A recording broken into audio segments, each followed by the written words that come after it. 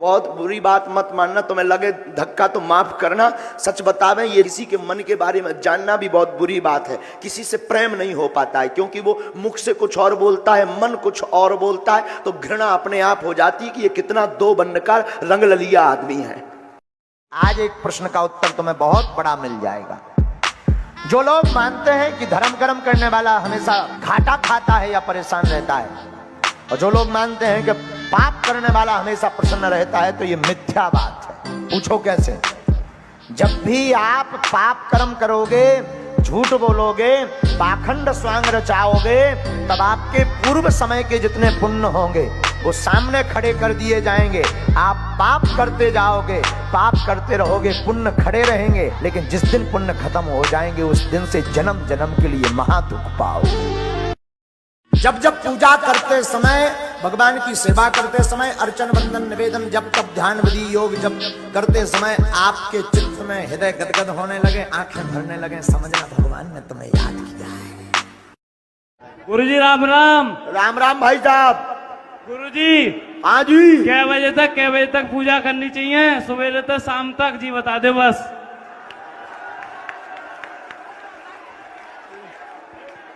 जो भैया खतरनाक। मैं बहुत आशा करके आऊं, मेरी मम्मी 5-5, 6-6 बजे पूजा करता शाम तक। अच्छा, कहाँ के आओ भाई साहब? मैं अतरौली से आया हूँ, अलीगढ़ जिला है। अरे वही हो खतरनाक तुम। चलो बहुत अच्छो। कै बजे से कै बजे तक करो चाहिए? जब फ्री हो तब। नो कहता है कि 12 बजे के बाद भूतरा पूजा कर, भूतरा नहीं करनी चाहिए। देखो, भगवान हर घड़ी हर पल है। ये लोगों ने भ्रम फैला रखा है कि 4 बजे या 12 बजे के बाद पूजा करने से भूतों की पूजा होती है। वैसे तो कोशिश भर जो है दिन में ही ठाकुर जी की सेवा कर लेनी चाहिए। जितने ब्रह्म मुहूर्त में करो उतना ज्यादा अच्छा, उतना ज्यादा मन लगेगा। हम लोग हनुमान चालीसा में एक त्रुटि बांचते हैं, गलती, एक बहुत गलती बांचते हैं। क्या? शंकर सुमन केसरी नंदन। ऐसा नहीं है, शुद्ध ऐसा है। सुनिए, जगत गुरु तुलसी पीठ वाले गुरु जी कहते हैं, शंकर सोयम केसरी नंद। सुमन का कोई अर्थ ही नहीं होता। शंकर जी ही स्वयं हनुमान जी बनकर के प्रकट भये, इसलिए तुलसी पीठ वाले जगत गुरु जी कहते हैं, शंकर सोयम केसरी नंदन।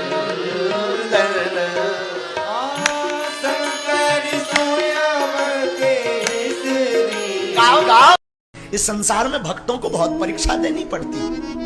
जब तक तुम बुरे रहोगे, जब तक तुम गलत काम करोगे, कोई तुम्हारे ऊपर उंगली नहीं उठाएगा। जिस दिन से सज्जन बन जाओगे, लोग पीछे पड़ जाएंगे। पर याद रखना, तुम घबराना नहीं, तुम टूटना नहीं, तुम भागना नहीं, तुम बहकना नहीं, और तुम आवेश में आकर के कुछ बोलना नहीं, तुम तो मुस्कुराना। किसी को क्रोध आ रहा हो, तुम मुस्कुरा दो तो उसका पारा और बढ़ जाता है। बिस्तर में कई लोग कहते हैं, महाराज हमें सपने बहुत गंदे आते हैं, हमारे घर में जाते ही बोझ लगने लगता, बुरा लगने लगता, मन में चिड़चिड़ापन आ जाता, मन में बहुत उद्विग्नता होती, कब मकान छोड़ के बाहर चले जाएं, कब होटल में रुक जाएं, कब पड़ोसी के घर में बहुत अच्छा लगता, मित्र के घर बहुत अच्छा लगता। उसका मूल कारण है आपके घर में नकारात्मक ऊर्जा घूम रही है, गंदी ऊर्जा घूम रही है। महाराज इससे बचने का उपाय क्या? एवरी डे होम करो। होम यानी यज्ञ, हवन। आपको टाइम नहीं है, बच्चे से कराओ। बच्चे को टाइम नहीं है, ब्राह्मण को लगाओ। अगर बहुत धनाढ्य हो, ब्राह्मण को बुलाओ, आचार्य को बुलाओ। आप पूछोगे कौन सा हवन कराएं? बड़े जोर जोर से जय हनुमान ज्ञान गुण सागर, जय कपीस त्यों लोक उजागर, स्वाहा, रामदूत अतुलित बलधामा, अंजनी पुत्र पवन सुत नामा, स्वाहा। ये जोर जोर से बोलेंगे तो ये शब्द टकराएंगे दीवालों में, और वो जो नकारात्मक ऊर्जा का आवरण बना, चक्र बना, पर्दा बना, उसको वो छेद छेद करके बर्बाद कर देंगे और सकारात्मक ऊर्जा घूमने लगेगी। जो 100 बार हनुमान चालीसा का पाठ करता है 40 दिनों तक, बहुत ध्यान से सुनना, ब्रह्मचर्य का पालन करके स्वपोषी अपने हाथ से भोजन बनावे, नख सिख, नाखून और छौर कर्म ना करे, नाखून काटे ना, छौर कर्म करे ना, एक स्थान पर बैठकर 40 दिन तक जो 100 बार हनुमान चालीसा का पाठ करता है, हमारे पूज्य पाद गुरुदेव श्री सन्यासी बाबा का कहना है कि 40 दिन के अंदर श्री हनुमान जी बटुक रूप में, ब्राह्मण रूप में आकर के दर्शन देते हैं। महाराज जी, अगर किसी ने लहसुन प्याज छोड़ने का नियम बनाया है तो क्या वो नमकीन खा सकता है? क्योंकि बाहर से पैक होता है, उसमें लहसुन प्याज पड़ा होता है। अब देखो भाई, लहसुन प्याज की चीजें अगर जान गए तो खाना नहीं चाहिए, पर भूख की दिक्कत है, वो व्यवस्था नहीं है भोजन की, निमंत्रण में है, यात्रा में हो, कोई ऑप्शन नहीं है, तो मांस 15 बार छोड़कर खा लेना चाहिए। जब तुम बहुत अकेले पड़ जाओ जमाने में, जब तुम्हें लगे कि अब हमारा कोई नहीं है, जब तुम्हें लगे कि अब हमारी सब दशाएं विपरीत हो रही हैं, तो घबराना मत, किसी गुरु की शरण में पहुंच जाना, उसका अनुग्रह हो गया तो कोई बाल बांका नहीं कर सकता। पैसा आ जाएगा तो टिकेगा नहीं, एक झटका ऐसा लगेगा कि कर्ज में डूब जाएगा। 8 कारण ऐसे हैं जिन कारणों से लक्ष्मी घर पर नहीं रुकती। पहला कारण, मां पिता का अपमान जिस घर में होता, गुरु का, संत का, अतिथि का अपमान जिस घर में होता, वो कभी भी धनवान नहीं बन सकता। पैसा आ जाएगा तो टिकेगा नहीं, एक झटका ऐसा लगेगा कि कर्ज में डूब जाएगा। दूसरा कारण, अत्यधिक क्रोधी व्यक्ति के घर पर मां लक्ष्मी नहीं टिकती, तो क्रोध पर कंट्रोल रखें। तीसरा कारण, जो जूठे बर्तन को किचन में, रसोई घर में रखता है और यत्र तत्र फैला देता, तुरंत साफ नहीं करता, उस घर में मां लक्ष्मी का वास नहीं होता। चौथा कारण, जो अपने घर की उत्तर दिशा, जब विपत्ति आती है ना, दुख आता है ना, तो सगी पत्नी भी साथ छोड़ देती है। जब दुख आता है ना, तो सगा भाई भी संग छोड़ देता है। जब विपत्ति आती ना, तो सब नाते रिश्ते साथ छोड़ देते, बन जाते लाखों रिश्ते। जब पैसा पास होता है, टूट जाता वो रिश्ता गरीबी में जो सबसे खास होता है। पैसा आ जाएगा तो टिकेगा नहीं, एक झटका ऐसा लगेगा कि कर्ज में डूब जाएगा। 8 कारण ऐसे हैं जिन कारणों से लक्ष्मी घर पर नहीं रुकती। पहला कारण, मां पिता का अपमान जिस घर में होता, गुरु का, संत का, अतिथि का अपमान जिस घर में होता, वो कभी भी धनवान नहीं बन सकता। पैसा आ जाएगा तो टिकेगा नहीं, एक झटका ऐसा लगेगा कि कर्ज में डूब जाएगा। दूसरा कारण, अत्यधिक क्रोधी व्यक्ति के घर पर मां लक्ष्मी नहीं टिकती, तो क्रोध पर कंट्रोल रखें। तीसरा कारण, जो जूठे बर्तन को किचन में, रसोई घर में रखता है और यत्र तत्र फैला देता, तुरंत साफ नहीं करता, उस घर में मां लक्ष्मी का वास नहीं होता। चौथा कारण, जो अपने घर की उत्तर, जो विद्यार्थी है ना, पढ़ने वाले, जितनी बहनें बैठी, जितने भाई बैठे पढ़ने के लिए तैयारी कर रहे, यहां पढ़ रहे, उनके लिए आज की कथा ये काम की है। धर्म के 10 लक्षण है, 10 लक्षणों में जो 8वां लक्षण है वो है विद्या। और तुम्हें अगर विद्या प्राप्त करनी है, कंपटीशन में सफल होना है, तुम्हें असफलता नहीं चाहिए, तुम्हें पास होना है, तो सबसे पहले तो प्रातः काल उठना शुरू करो, माता पिता को प्रणाम करना शुरू करो और फिर पढ़ाई पढ़ना शुरू करो, तुम्हें कोई फेल नहीं कर सकता। आदि काल में सब सनातनी थे। किसी का इतिहास 400 वर्ष का है, किसी का 500 का, किसी को 200 का, किसी को 300 का, लेकिन हमारा इतिहास त्रेता युग, आज से कितने लाख वर्ष पहले था। कलयुग की आयु है 4,32,000 वर्ष, द्वापर की आयु है 8,64,000 वर्ष, हमारे राम जी 8,70,000 वर्ष के पहले के हैं।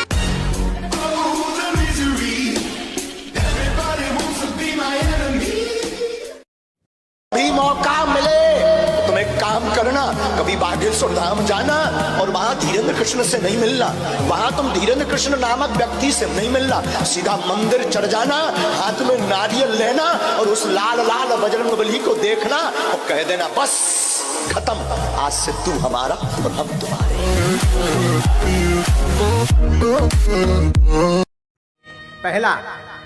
पहला दर्शन होता है स्वप्न में ठाकुर जी की झलक दिखाई पड़ना। कई बार बहुत से भक्त बताते महाराज जी हमें सपने में भगवान दिखाई पड़ते, सपने में भगवान दिखाई पड़े, सपने में गुरुजी दिखाई पड़े, स्वप्न में संत दिखाई पड़े, जिसका स्वप्न बार बार आवे, समझना उनकी कृपा तुम्हारे ऊपर प्रत्यक्ष हो या ना हो, उनसे तुम मिले हो या ना मिले हो, स्वप्न में आने पर समझ लेना उन्होंने तुमको भी याद किया है। मैं सुनने के लिए साक्षात हनुमान जी बंदर रूप में कथा पंडाल के ऊपर बैठे 2 घंटा से। जरा उसे कैमरा में दिखवाओ, कैमरा में आएगा, उसे कैमरा में दिखवाइए। ये तो अद्भुत बात है, वाह।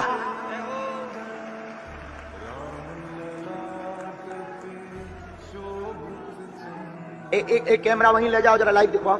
वहीं पर है, अभी वहीं पर है हनुमान जी, वाह। जय हो बजरंगबली। अब लो भैया अशोक भरद्वाज जी, आपकी कथा सफल हो गई, वाह। अब आपकी कथा सफल हो गई, श्री हनुमान जी पधार गए। श्री रामचंद्र भगवान की। हमारी पूजा स्वीकार हो रही कि नहीं, इसका पता कैसे पता लगेगा? जब जब पूजा करते समय, भगवान की सेवा करते समय, अर्चन बंदन निवेदन जब तब ध्यान विधि योग जब करते समय आपके चित्त में हृदय गदगद होने लगे, आंखें भरने लगे, समझना भगवान ने तुम्हें याद किया है। मैं अपनी आप बीती बताता हूं, 4-4, 5-5 दिन तक पार्ले जी, उस जमाने में 1 रुपए का आता था, छोटा पैकेट पार्ले जी, 1-1 रुपए का पार्ले जी खा खा करके पेट भरा हमने, 1-1 रुपए का।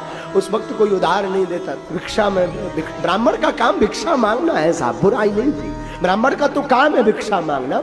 हम अपना कर्तव्य करते थे, कर्म करते थे, लेकिन मैं लोगों की मानसिकता बता रहा हूं। उस जमाने में जब भिक्षा मांगने जाता था तब लोग ताने देते थे, फिर आ गए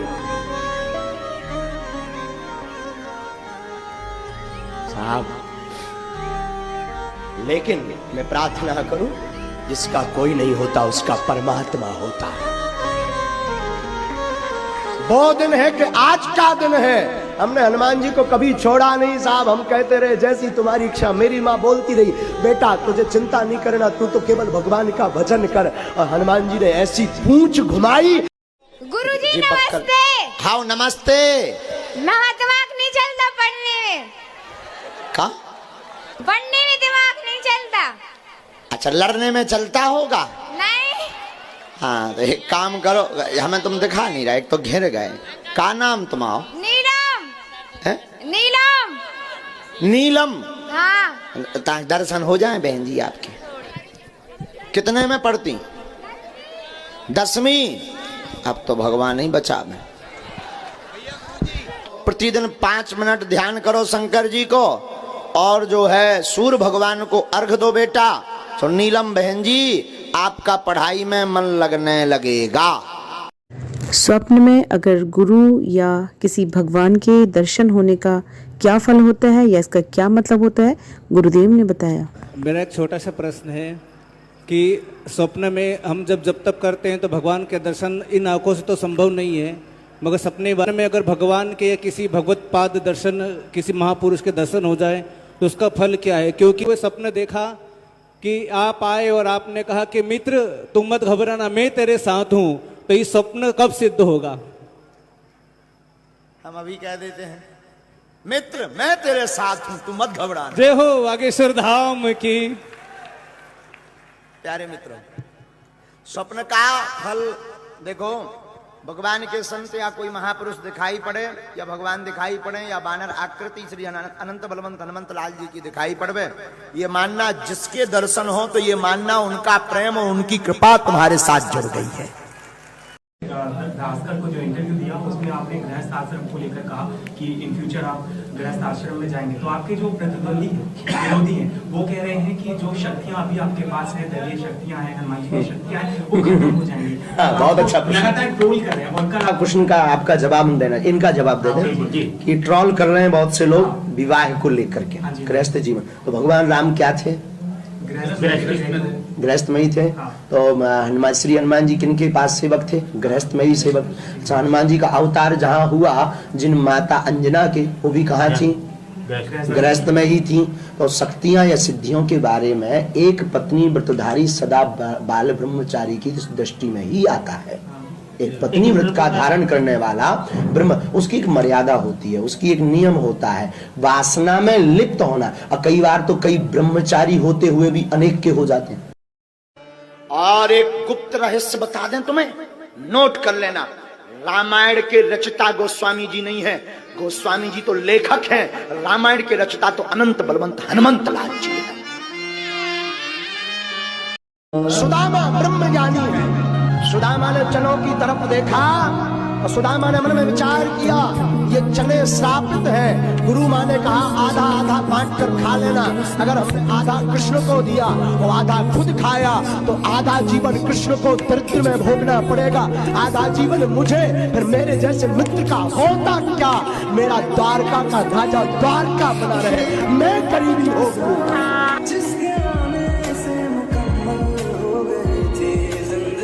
सामने या ठाकुर जी के सामने जब बैठे और उनका ध्यान करें और नाम लेते ही आंसू आवे तो समझना कोई नकारात्मक ऊर्जा नहीं, सब सकारात्मक है। लेकिन अगर आरती करते समय अत्यधिक प्रगाढ़ता में मन को उच्चाटित करने के लिए आंसू आए तो समझना कोई नकारात्मक ऊर्जा है। ज्यादातर पूजा करते समय आंसू आने वाले भक्तों में भगवान के प्रति सन्निकटता का ही बोध होता है। तो मैया हमें लगता है आप ठाकुर जी के बड़े करीब हैं और कोई दोष नहीं। अब सपने पे सुनो, हम तो काऊ के घरे जाइत नहीं है। नहीं आप नहीं आते, लेकिन हमारे भगवान किस दिशा में रखे जाए घर में? भगवान का मुख पश्चिम दिशा में कर दें, पूर्व दिशा में भगवान को रख दें, तो जब पूजा करने बैठे तो अपना मुख पूर्व दिशा में हो जावे। किसी साधु की हकीकत जाननी है, किसी भक्त की हकीकत जाननी है, या किसी भी व्यक्ति का चरित्र तुम्हें जानना हो, स्त्री का या पुरुष का, संत का या गृहस्थी का, उस व्यक्ति की रातें देखना शुरू कर दो। रात में वो क्या करता है तुम समझ जाओगे ये कितना पानी है। कौन सा ऐसा गुण है जो हनुमान जी में नहीं है? हनुमान जी में प्रेम भी है और क्रोध भी है, हनुमान जी में भक्ति भी है और शक्ति भी है, हनुमान जी में बल भी है और हनुमान जी सबल भी है, हनुमान जी में स्वभाव भी है और हनुमान जी में प्रभाव भी है, और हनुमान जी में ज्ञान भी है और हनुमान जी में वैराग भी है, हनुमान जी में राग भी है और अनुराग भी है।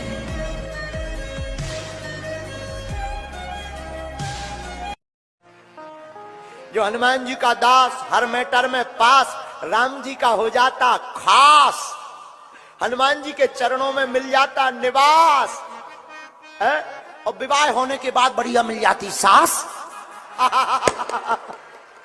बहुत हो गया, बहुत धक्के खा लिए तुमने, बहुत अवहेलना सुन ली लोगों की, बहुत खिल्लियां उड़वा ली तुमने अपनी, बहुत हंसी उड़वा ली अपनी। अब तुम लक्ष्य को पाकर के कुछ करके बताओ। तुम बागेश्वर हनुमान जी के हो जाओ, हो जाओ मतलब हो जाओ। मुड़ना तो फिर जुड़ना तो मुड़ना नहीं। हरजी के चक्कर में मत पड़ो, बालाजी की मर्जी के चक्कर में पड़ो। जो पुरुष एक स्त्री को ही जीवन में स्थान देता है, एक स्त्री का ही साथ पकड़ता है, हमने एक जगह ऐसा पढ़ा है कि वो पुरुष ब्रह्मचर्य की श्रेणी में आता है, ब्रह्मचारी की दृष्टि में आता है। हाँ हाँ, जो एक ही पत्नी के साथ पूरा जीवन व्यतीत करता और पर स्त्री को देखता तक नहीं कुदृष्टि से, वो पुरुष ब्रह्मचारी की सम अवस्था में आता है। तो केवल स्त्रियों का धर्म नहीं, पुरुषों का भी धर्म है। जानकी जी ने पूछा तुम्हारी पूंछ नहीं जली? तो श्री हनुमान जी ने अद्भुत जवाब दिया। हनुमान जी बोले आगे ही राघव मेरे हैं, आगे ही राघव मेरे हैं, पीछे है पूंछ, रहस्य है भारी, बंदर को भला पूछता कौन है, प्रभु श्री राम से ही तो है पूंछ हमारी।